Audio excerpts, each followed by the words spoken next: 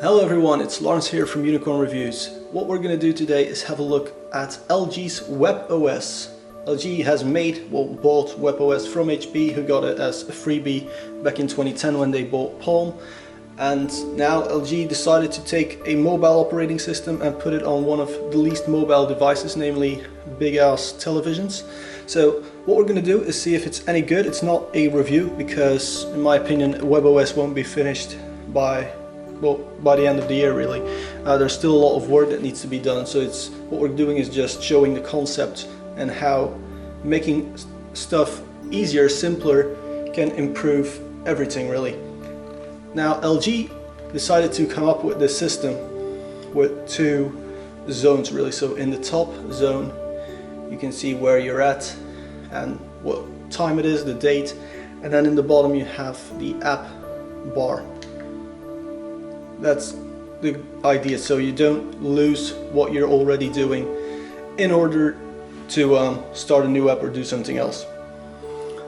The reason for that is many people found smart TVs way too complicated, so they didn't use any of the old Netcast OS possibilities. Now WebOS runs on a very modified Linux system, so pretty much anything will be possible in the future. Now we're going to start off with the LG Store. Like many things in WebOS at the moment, there's not really a good way of showing things. So you see everything there is already in the main screen. At the moment it's sadly the same for videos and music when you're trying to stream. So you just press premium and then you do get some folder-like structure.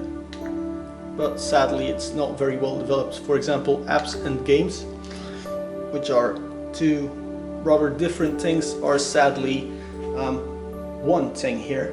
So everything is just together. You can filter it for hot or new or everything, but sadly you can't go with apps only or games only. Now I have to say it's a very responsive operating system. If you have a look at other OSs for smart TVs, they're often very slow and they don't really work. But for example, if I press the home button, you know, the menu shows up almost immediately. So you can then go do other stuff. So let's go into Smart Share, which is what you have to use at the moment to share the screen. So you can use a Miracast or Intel wireless display, or you can just stream from your computer or NAS or whatever you have. So sadly, once again, there's no folder structure, so now my Top Gear episodes are mixed in with my IT Crowd episodes. Quite annoying, even though there is a folder structure on the NAS. Obviously, as I said, very early days for WebOS, so they're probably going to fix that really soon, I hope. So it's pretty much the same for all apps at the moment, as with a lot of mobile apps as well. There's a bit of a problem because, this is a newspaper by the way, because it's not very user friendly. For example, this is a newspaper. Sorry that it's not in English, but actually I don't even care about the football anyway.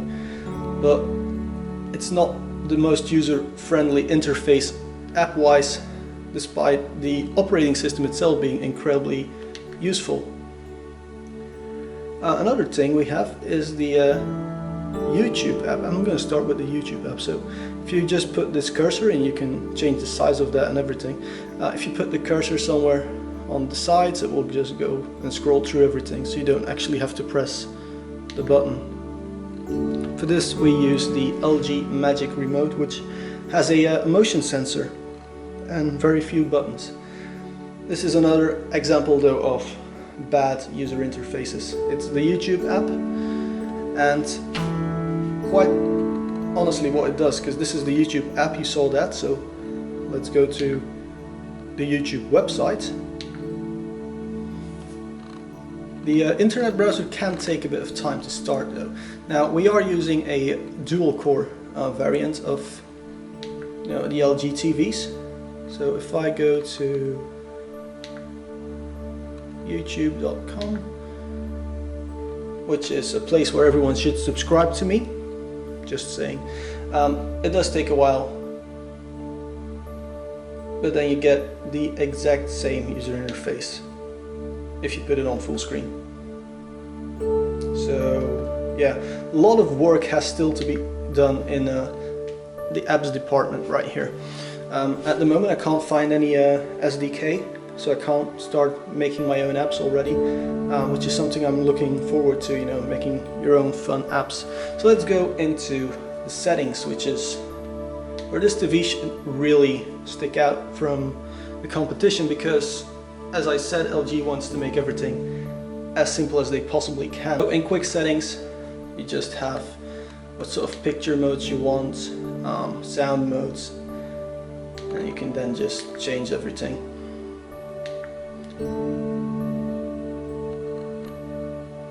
There's of course, this is just the quick settings menu. There's of course dedicated menus for everything you can do, picture in picture, no problem. Sounds.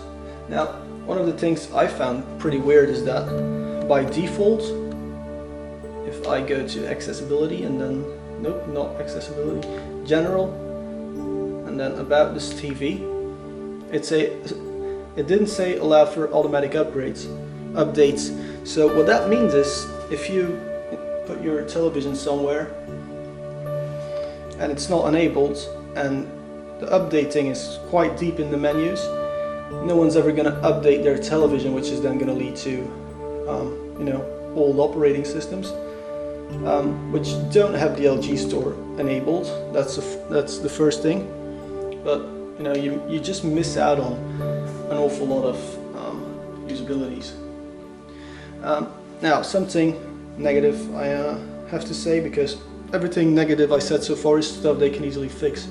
This is a pure GUI thing I don't like. So for example, now we have these white bars here at the side. You have to use them to go through stuff. And then, you know, that's when they're high up, that's the home menu. And you only get the first 4, 5, 6, 7, 8, 9 apps plus what you're already doing. And then to go into the next menu you have to use these small icons. I don't know why they don't merge it all into one single menu. Also, right here you can use the normal scrolling by going to the edge of the screen with your indicator. In this menu you can't, because obviously there aren't any extra things, but you still have to press these. So I would really like to see them just turning it all into one massive bar with, you know, an infinity pool when you scroll through them.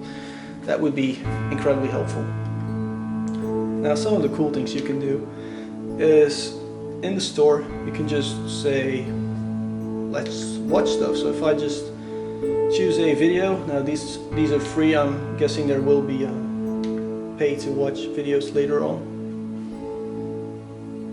and then it should start playing right off LG's internet. It's pretty much a 3D showcase, this thing, so it's very blurry, and then you can get 2D with glasses. Awesome. You can of course also just turn the 3D off, which makes more sense because no one uses 3D anyway. So that was pretty much it for our first little look at WebOS and accessibility. So let's now go to a conclusion.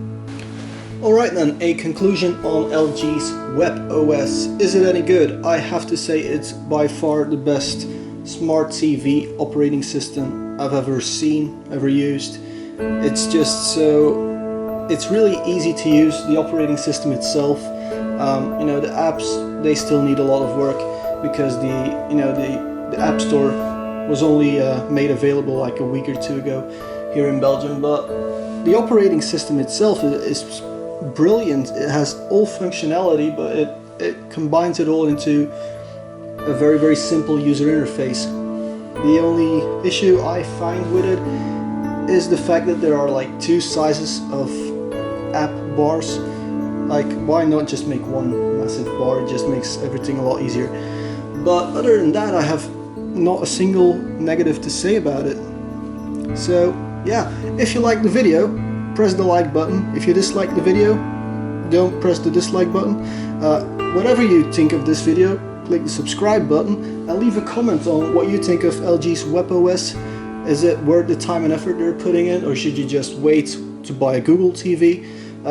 What do you think about that? Just let me know in the comment area.